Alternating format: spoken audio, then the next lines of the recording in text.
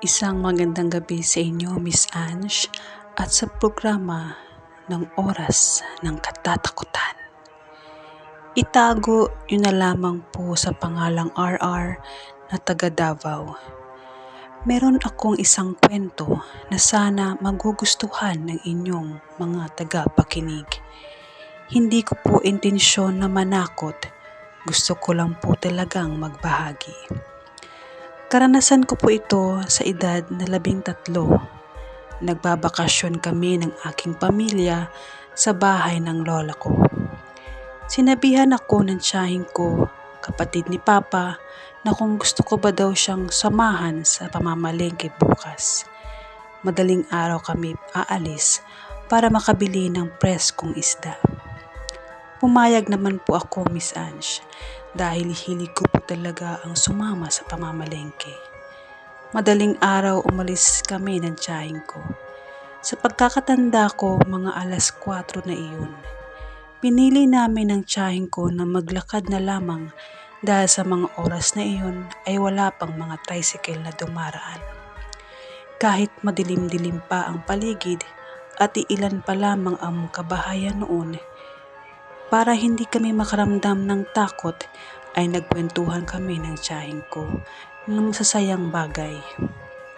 Mahaba-haba na rin ang nilakad namin pero wala pa rin kaming makitang tao hanggang sa napadaan kami sa iniiwasan nilang puno ng mangga. Bigla na ikwento ng tiyahin ko na may nagbigti daw doon na isang lalaki pero noon pa naman daw iyon.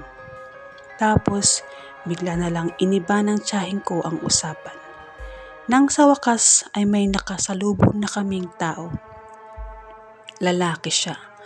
Yung suot niya kulay puti lahat, naka-long sleeve. Napansin namin ang suot niya kasi kahit medyo malayo-layo pa siya, ay may tingkad kasi ang suot niya.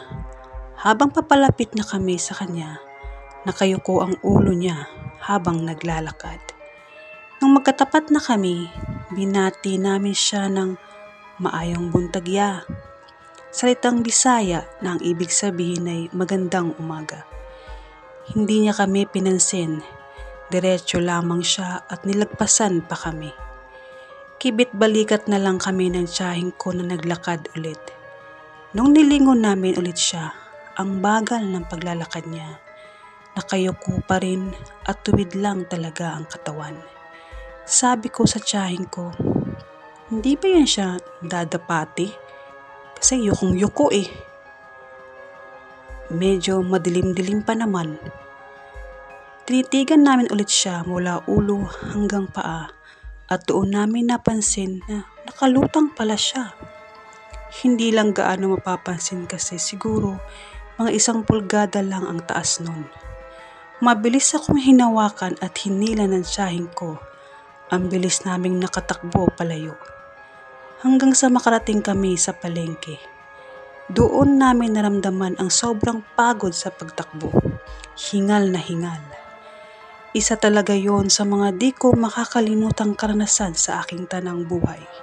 Sa sobrang takot, mas pinili na lang namin na wag nang pag-usapan pa hanggang sa makauwi kami galing palengke. Maraming salamat po, Miss Ange, sa pagbabasa ng aking maikling kwento. Legit po talaga na isang multo iyon.